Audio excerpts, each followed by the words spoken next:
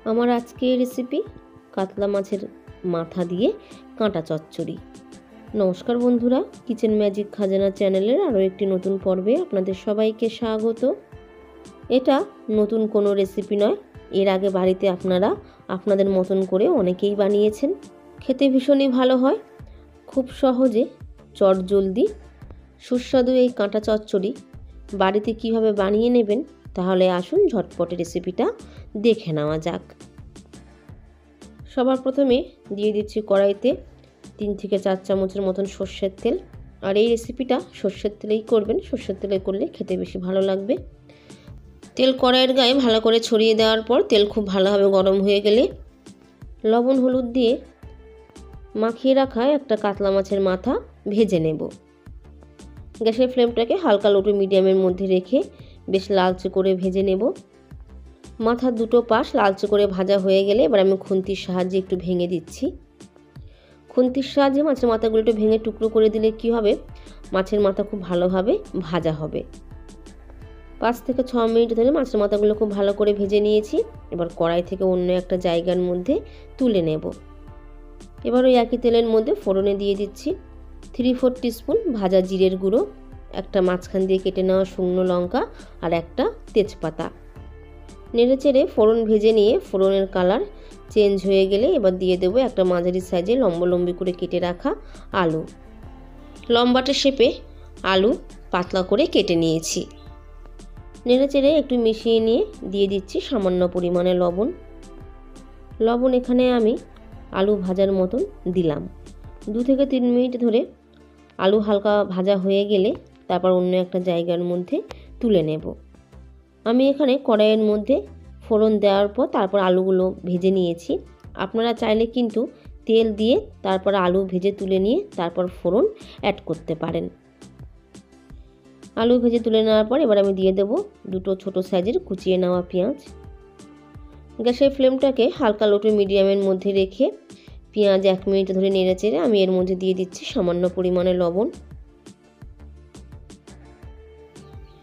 2 চেরা কাঁচা লঙ্কা, 1 ইঞ্চির মতন গ্রেট করে রাখা আদা আর 4 থেকে 5 কোয়া রসুন কুচি। আমি এখানে আদা গ্রেট করে নিয়েছি আর রসুন একটু কুচিয়ে নিয়েছি। আপনারা চাইলে আদা আর রসুন বাটাও ব্যবহার করতে পারেন। 30 থেকে 35 সেকেন্ডের মতন একটু নেড়ে চেড়ে আমি দিয়ে দেব 2 টিস্পুন উঁচু করে হলুদ গুঁড়ো, 1 টিস্পুন লাল লঙ্কার গুঁড়ো, কালারের জন্য দিয়ে দিলাম 1 টিস্পুন কাশ্মীরি লাল লঙ্কার গুঁড়ো। এটা দিলে ঝাল হবে না, রঙটা ভালো আসবে, থাকলে দেবেন আর না হলে স্কিপ করবেন।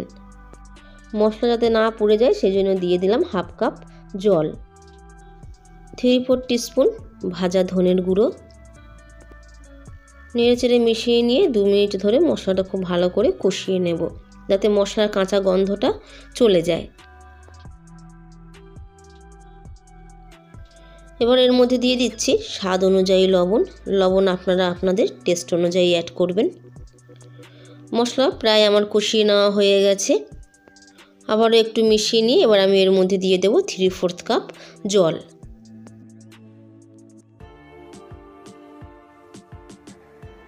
মাঝারি সাইজে টুকরো করে কেটে রাখা টমেটো,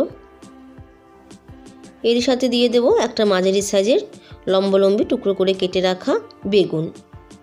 টমেটো আর বেগুন মশলার সাথে খুব ভালো করে মিশিয়ে নিয়ে 2 মিনিট ধরে এইভাবে কুক করে নেব। বেগুন আর টমেটো দেওয়ার পর ভালো করে মিশিয়ে নিয়েছি আর তারপরে আমি আবারও 1/2 কাপের মতন জল দিয়েছিলাম। প্রায় 2 মিনিট ধরে কুক করে নেওয়ার পর এবার আমি স্বাদের ব্যালেন্স ঠিক রাখার জন্য দিয়ে দিচ্ছি 3-4 টিস্পুন চিনি। চিনিটা দিলে মিষ্টি মিষ্টি হবে না, স্বাদের ব্যালেন্সটা ঠিক থাকবে। এর সাথে দিয়ে দিচ্ছি ভেজে রাখা আলু আর মাছের মাথা। মশলার সাথে ভালো করে মিশিয়ে নিয়ে দিয়ে দেব পরিমাণ মতো জল। মাছ ভাজার প্লেটটা ধুয়ে আমি 1/2 কাপের মতন জল দিয়ে দিলাম। এবার আমি দিয়ে দিচ্ছি 1 গ্লাসের মতন জল। একটু মিশিয়ে নিয়ে দেখে নেব, যদি পরে আবার জলের প্রয়োজন হয় আমি আবারও পরে আরও 1 থেকে 1.5 কাপ জল অ্যাড করব। আবারও 1 কাপ জল আমি পরে অ্যাড করলাম। জলের সাথে সব কিছু খুব ভালো করে মিশিয়ে নিয়ে গ্যাসের ফ্লেমটাকে মিডিয়ামে রেখে প্রায় 10 থেকে 15 মিনিট ধরে এইভাবে কুক করে নেব, যতক্ষণ না অবধি সব সবজি খুব ভালো করে সিদ্ধ হয়ে গিয়ে ঝোলটা একটু টেনে তরকারি একদম গা মাখা হয়ে যায়। মাঝখানে আবারও একবার একটু নেড়েচেড়ে ভালো করে মিশিয়ে নিচ্ছি। ঝোলটা একটু টেনে এলে এবার আমি এর মধ্যে দিয়ে দেবো খানিকটা কুচিয়ে রাখা ধনেপাতা। মিশিয়ে নিয়ে আরও কিছুক্ষণ ধরে তরকারিটা হতে দেব, আর মাঝে মাঝে এইভাবে নেড়েচেড়ে ভালো করে মিশিয়ে নেবেন।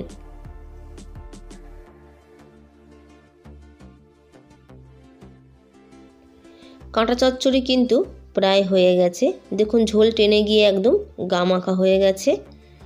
কাঁটা চচ্চড়ির মধ্যে খুব বেশি গ্রেভি থাকে না, এরকম মাখা মাখাই হয়। এই পর্যায়ে এবার আমি এর মধ্যে দিয়ে দিচ্ছি 1/2 টিস্পুন গরম মশলা গুঁড়ো।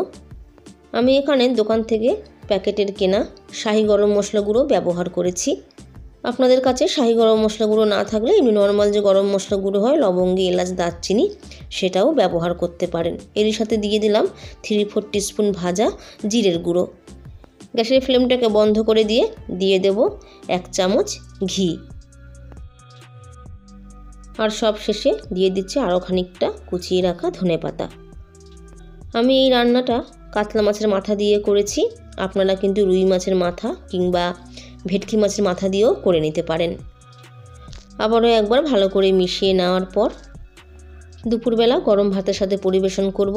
খেতে কিন্তু ভীষণই ভালো হয়, তাই অনুরোধ রইল রেসিপিটা বাড়িতে অবশ্যই ট্রাই করবেন, আর কমেন্ট বক্সে জানাতে ভুলবেন না কেমন হয়েছে।